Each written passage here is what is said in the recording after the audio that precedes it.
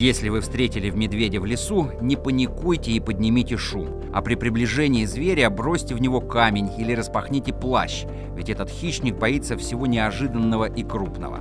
Когда движетесь по тропе, издавайте больше звуков, а вот если медведь начинает, глядя на вас, оттопыривать нижнюю губу и делать выпады в вашу сторону, это сигнал, что вы нарушили его территорию. В этом случае нельзя шуметь, делать резкие движения или смотреть зверю в глаза. В животном мире это означает вызов. Уходить надо, не поворачиваясь к медведю спиной.